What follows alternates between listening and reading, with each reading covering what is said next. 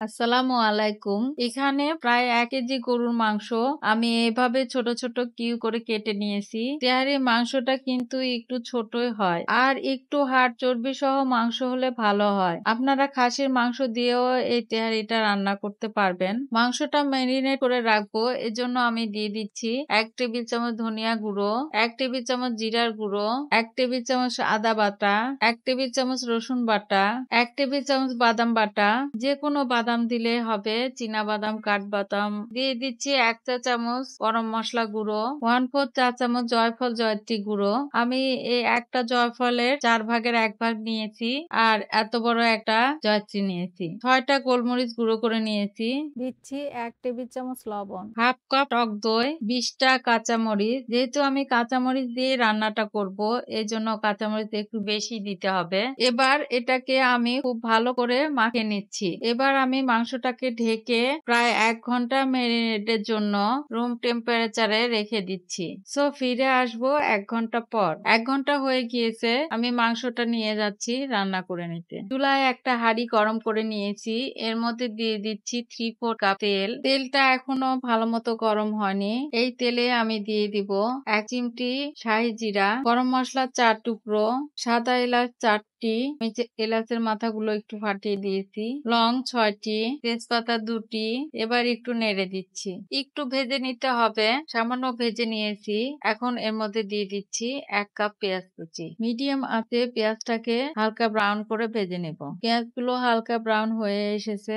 এবার ম্যারিনেট করা মাংসটা আমি দিয়ে দিচ্ছি। একটু নাড়াচাড়া করে দিচ্ছি। এবার মাংসটা সিদ্ধ হওয়ার জন্য দিয়ে দিচ্ছি ২ কাপ পানি। একটু নেড়ে মিশিয়ে নিচ্ছি। মাংসগুলো সিদ্ধ করার সময় মরিচগুলো গলে যাবে। যদি আপনাদের মরিচ না গলে তাহলে মরিচগুলো তুলে নিয়ে একটু হাত দিয়ে ভর্তা করে আবার দিয়ে দিবেন। ঢেকে দিচ্ছি। প্রথমে ৫ মিনিট হাই হিটে জাল করে নিব।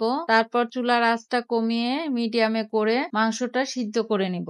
আর অবশ্যই মাংসগুলো মাঝে মাঝে নেড়ে দিতে হবে। সো ফিরে আসবো মাংসটা সিদ্ধ হওয়ার পর। ১ ঘন্টা পর ঢাকনাটা খুলে নিলাম। আমি চেক করে দেখেছি মাংসটা সিদ্ধ হয়ে গিয়েছে। আর তেহারির মাংসটা একটু নরম হলে ভালো হয়। আমার আরো ১/২ চা চামচ লবণ লেগেছে। আপনারা স্বাদ মতো দিয়ে নিবেন। পানি শুকিয়ে গেছে, তেলের উপর উঠে এসেছে। আমি একটু কষিয়ে নিচ্ছি। মাংসটা হয়ে এসেছে। এখন আমি মাংসের হাঁড়িটা চুলা থেকে নামিয়ে হাঁড়ি থেকে তেল বাদে শুধু মাংসগুলো তুলে নিব।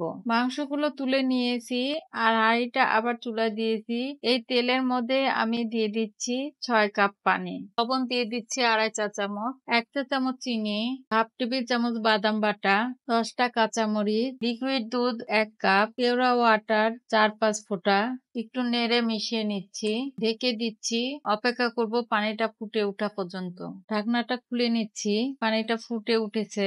এখন এর মধ্যে দিয়ে দিব আগে থেকে ধুয়ে রাখা ৪ কাপ পোলাওয়ের চাল। চালগুলো পানির মধ্যে ভিজিয়ে রাখতে হবে না, শুধু ধুয়ে নিলে হবে। এখানে ৪ কাপ পোলাওয়ের চাল আছে। একটু নেড়ে দিচ্ছি। ৪ কাপ চালের জন্য আমি পানি দিয়েছি ৬ কাপ আর দুধ দিয়েছি ১ কাপ, মোট ৭ কাপ। এর চেয়ে পানি বেশি দিতে যাবেন না, নরম হয়ে যাবে। ঢেকে দিচ্ছি। অপেক্ষা করব পানিটা শুকিয়ে আসা পর্যন্ত। পানিটা শুকিয়ে এসেছে। আবারও নেড়ে দিচ্ছি। ঠিক এই পর্যায়ে আপনাদের হাঁড়ির তলাটা পাতলা হলে একটা তাওয়া গরম করে হাঁড়ির নিচে দিয়ে নেবেন। আমার হাঁড়ির তলাটা মোটা, তাই আমি দিব না। ভালো করে নেড়ে নেওয়া হয়ে গেলে দিয়ে দিচ্ছি ১ টেবিল চামচ কিশমিশ, ৪টা আলু বোখারা একটু ভিতরে ঢুকিয়ে দিচ্ছি। দিচ্ছি 1/4 কাপ বেরেস্তা। এখন এর উপরে মাংসগুলো সুন্দর করে বিছিয়ে দিচ্ছি। বিছিয়ে দেওয়া হয়ে গেলে ঢেকে দিচ্ছি। অপেক্ষা করব ৫ মিনিট। ৫ মিনিট পর ঢাকনাটা খুলে নিচ্ছি। খুব সুন্দর একটা গন্ধ বেরিয়েছে। এবার খুব আলতো করে মাংসটার সাথে পোলাওটা মিশিয়ে নিচ্ছি। যখনই আমরা পোলাও, বিরিয়ানি বা তেহারি রান্না করব, তখনই খুব আলতো করে নাড়তে হবে, নইলে ভাতগুলো ভেঙে যাবে।